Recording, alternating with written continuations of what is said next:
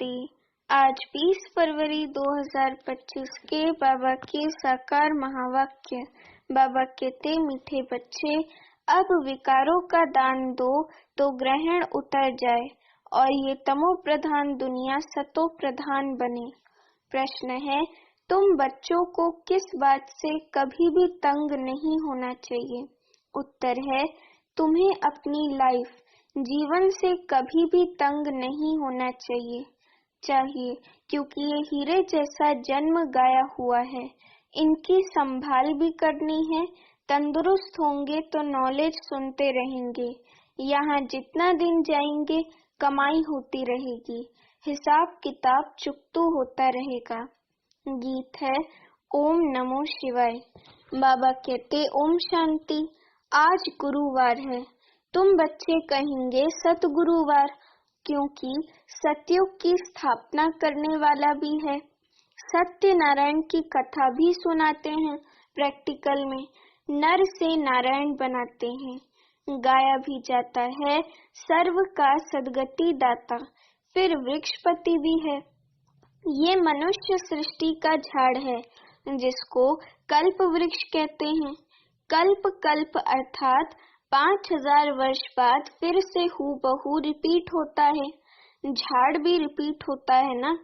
फूल 6 मास निकलते हैं, फिर माली लोग जड़ निकाल देते हैं, फिर लगाते हैं तो फूल निकल पड़ते हैं। अब ये तो बच्चे जानते हैं। बाप की जयंती भी आधा कल्प मनाते हैं, आधा कल्प भूल जाते हैं।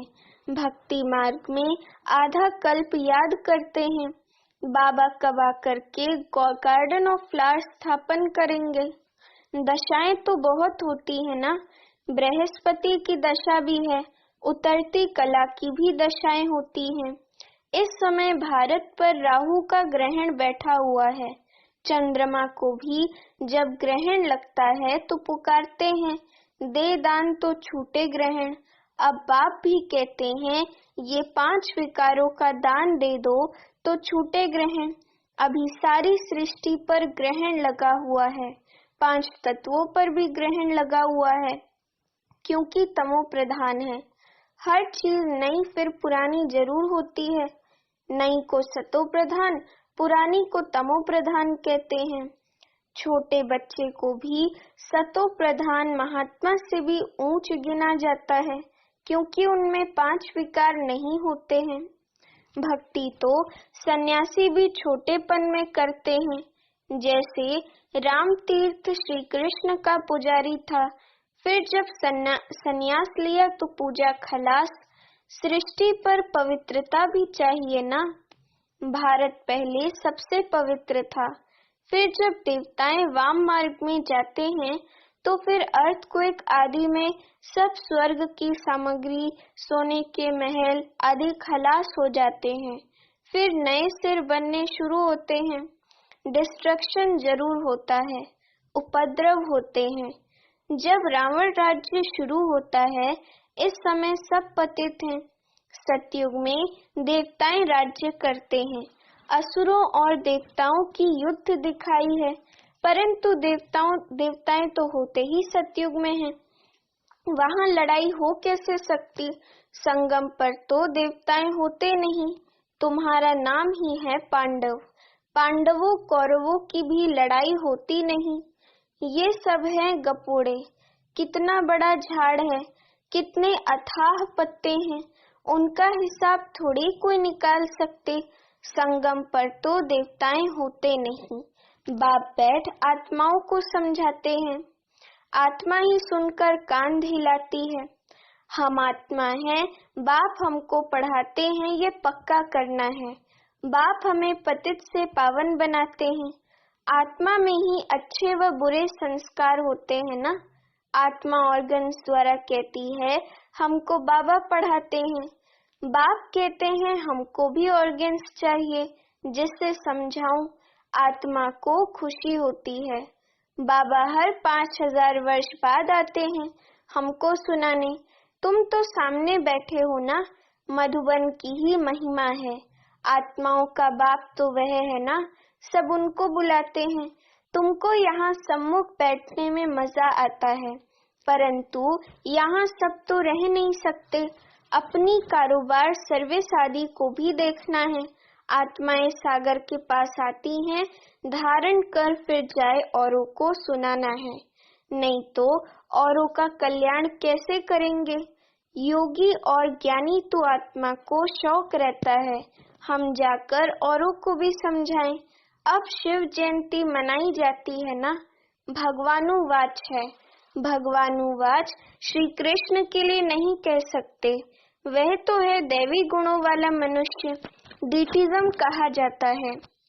अब बच्चे ये तो समझ गए हैं कि अभी देवी देवता धर्म नहीं है, स्थापना हो रही है।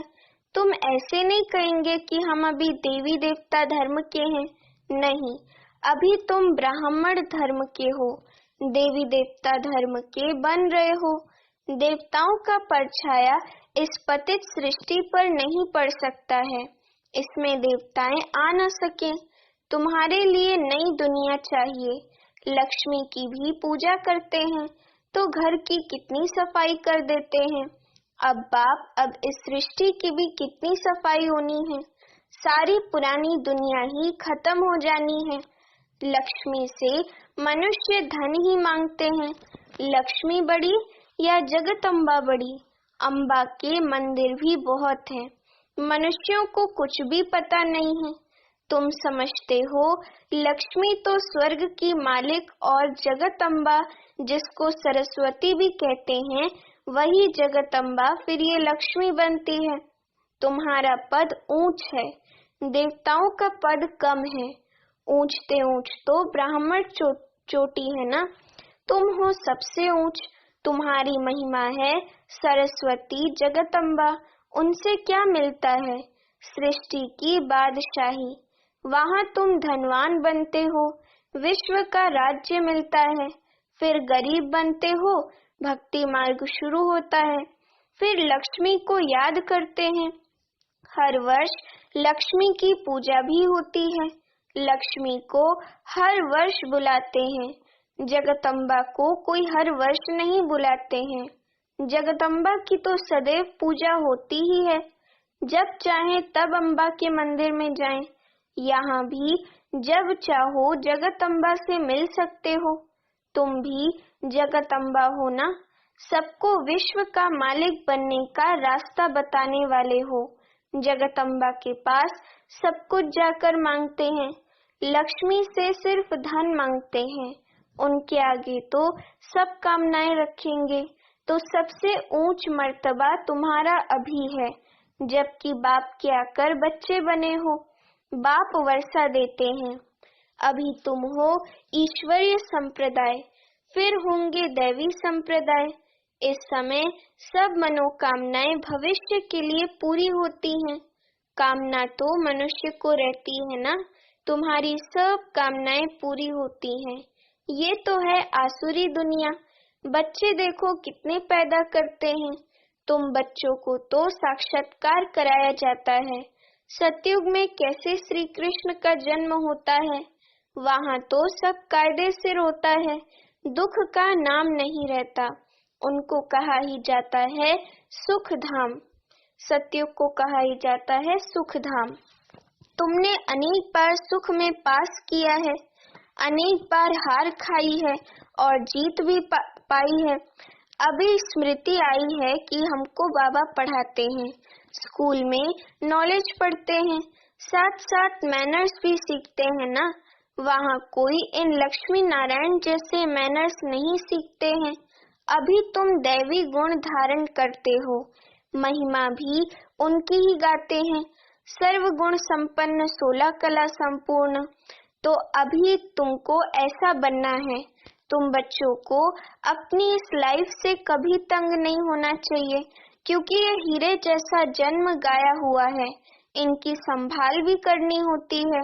तंदुरुस्त होंगे तो नॉलेज सुनते रहेंगे, बीमारी में भी सुन सकते हैं, बाप को याद कर सकते हैं। यहाँ जितना दिन जिएंगे सुखी रहेंगे, कमाई होती रहेगी, हिसाब किताब चुकता होता रहेगा। बच्चे कहते हैं बाबा सतयुग कब आएगा? ये बहुत गंदी दुनिया है। बाप कहते हैं, अरे पहले कर्मातीत अवस्था तो बनाओ, जितना हो सके पुरुषार्थ करते रहो। बच्चों को सिखलाना चाहिए कि शिव बाबा को याद करो। ये है अव्यभिचारी याद। एक शिव की भक्ति करना, वह है अव्यभिचारी भक्ति, सतो प्रधान भक्ति। फिर देवी देवताओं को याद करना, वे है सतो भक्ति। बाप कहते हैं, उठते बैठते मुझे याद करो, मुझ बाप को याद करो। बच्चे ही बुलाते हैं, हे पतित पावन, हे लिबरेटर, हे गाइड। ये आत्मा ने कहा ना। बच्चे याद करते हैं, बाप अभी स्मृति दिलाते हैं, तुम याद करते आए हो। हे दुख हरता सुख करता आओ, आकर दुख से छुड़ाओ, लिबरेट करो, शांति धाम में ले जाओ। बाप कहते हैं, तुमको शांति धाम में ले जाऊंगा, फिर सुख धाम में तुमको साथ नहीं देता हूँ, साथ अभी ही देता हूँ। सभी आत्माओं को घर ले जाता हूँ। मेरा अभी पढ़ाने का साथ है और फिर वापस घर ले जाने का साथ है।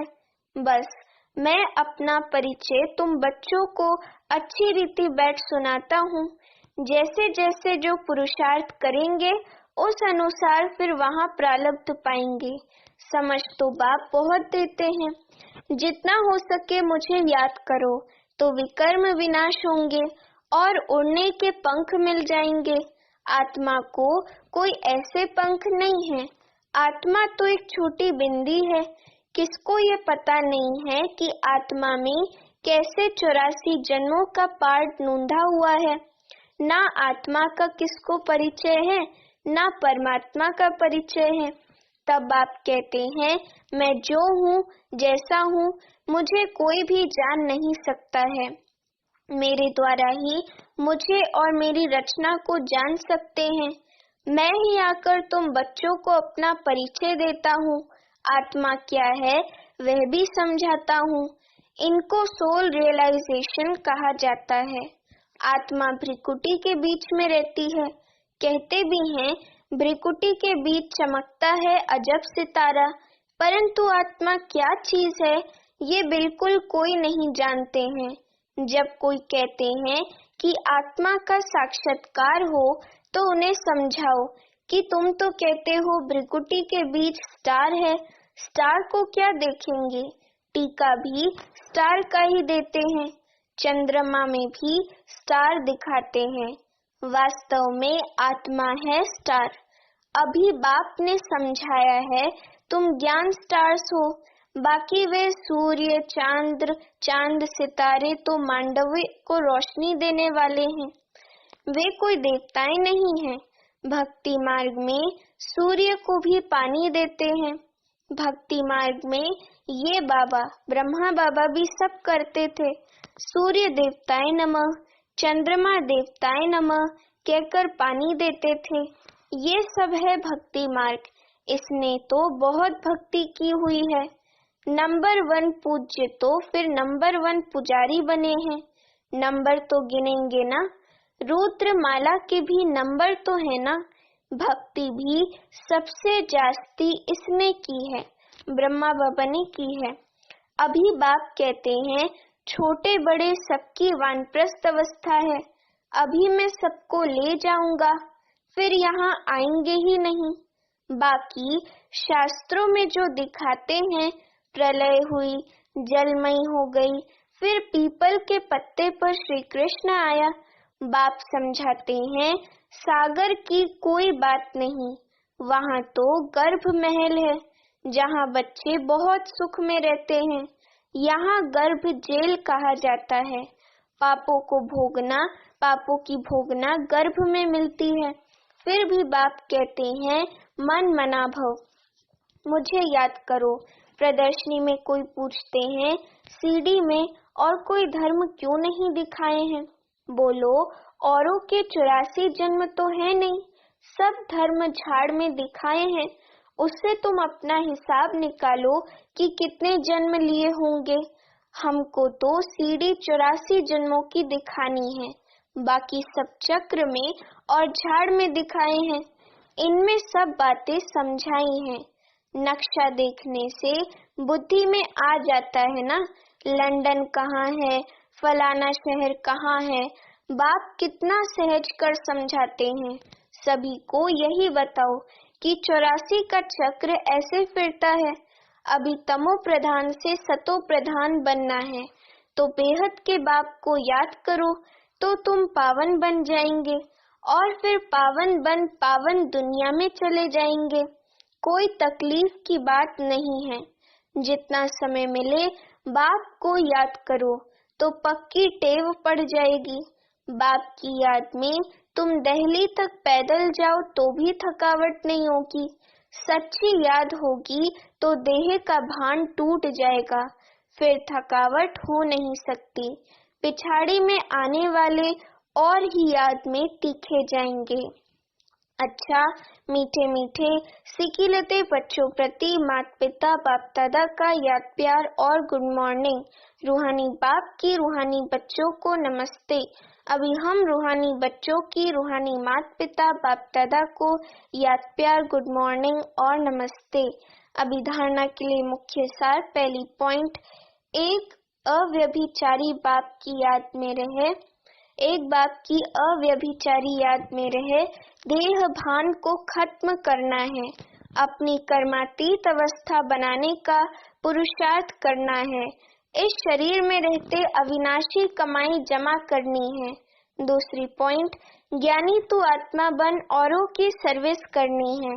बाप से जो सुना है उसे धारण कर दूसरों को सुनाना है। 5 विकारों का दान दे, राहु के ग्रहण से मुक्त होना है। वरदान, एक मत और एक रस अवस्था द्वारा धरनी को फलदायक बनाने वाले हिम्मतवान भव। वरदान का स्पष्टीकरण, जब आप बच्चे हिम्मतवान बनकर संगठन में एक मत और एक रस अवस्था में रहते व एक ही कार्य में लग जाते हो तो स्वयं भी सदा प्रफुल्लित रहते और धरनी को भी फलदायक बनाते हो। जैसे आजकल साइंस द्वारा अभी अभी बीज डाला, अभी अभी फल मिला, ऐसे ही साइलेंस के बल से सहज और तीव्र गति से प्रत्यक्षता देखेंगे। जब स्वयं निर्विघ्न एक बाप की लगन में मगन, एक मत और एक रस रहेंगे तो अन्य आत्माएं भी स्वतः सहयोगी बनेंगी और धरनी फलदायक हो जाएगी।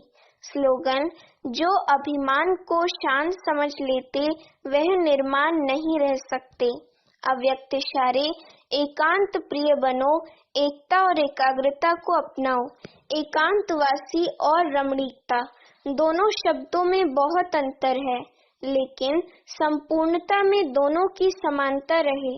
जितना ही एकांतवासी उतना ही फिर साथ साथ रमणीकता भी हो। एकांत में रमणीकता गायब नहीं होनी चाहिए, दोनों समान और साथ साथ रहें। अभी अभी एकांतवासी, अभी अभी रमणीक। जितनी गंभीरता उतना ही मिलनसार भी हो। मिलनसार अर्थात सर्व के संस्कार और स्वभाव से मिलने वाला। अच्छा, ओम शांति।